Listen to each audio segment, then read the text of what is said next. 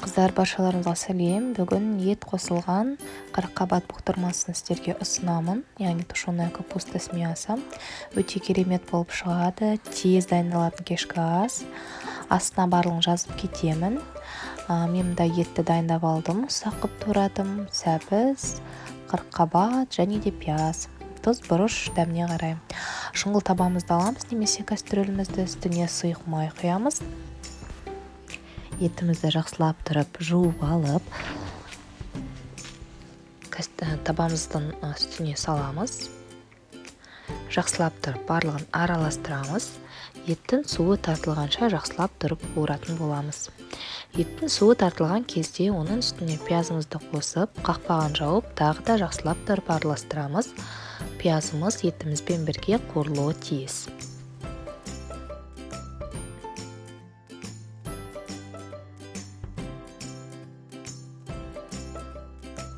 Шамамен 5-10 минуттай мен қуырдым. Кейін осының үстіне мен сәбізімізді саламын. Сәбіздің жалпы шырыны шығады, сол себепті жақсылап тұрып, тағы да қуырып аламыз. Мен осы кезде тұз бенен бұрышты қосып алдым. Қыздар, тұз, бұрыш, тіпті дәміне қара паприка да қосуға болады.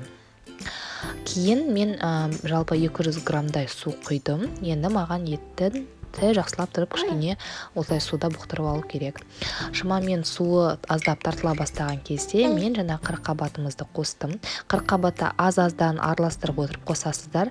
Жалпы көлемі былай үлкен болғанымен қырыққабат 2 есе өзінің жаңағы көлемін кішірейтеді, өзінің шырынын біраз шығарады. Сол себепті аз-аздан осылай қосып араластырып отырасыздар.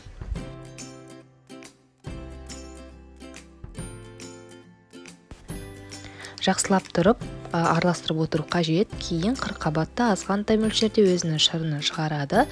Кішкене, яғни қуырып аламыз, суды кейінірек қосамыз.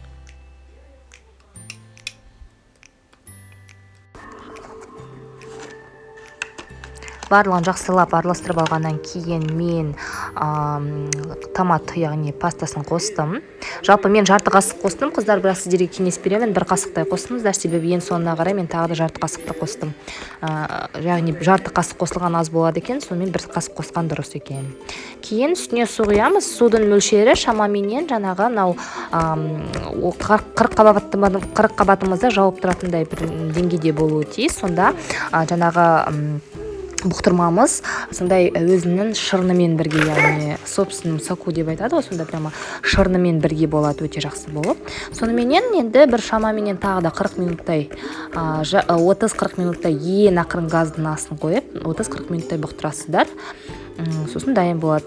Жалпы өте керемет, кез келген астына, гарнирға кез келген нәрсе дайындауға болады. Күріш болсын, жаңағы макароны болсын. Мен өз басым пюре дайындадым. Жалпы пюре менде өте нәзік болып шығады. Мен еще бұлай сыртын жауып қоямын, ыстығы жаңағы су басылып қалмасын деп. Өте нәзік болып шықты. Оның рецебті менің каналымда бар. Астына ссылкасын қалдырып кетемін. Сол ссылкамен жасасаңыздар керемет болып шығады.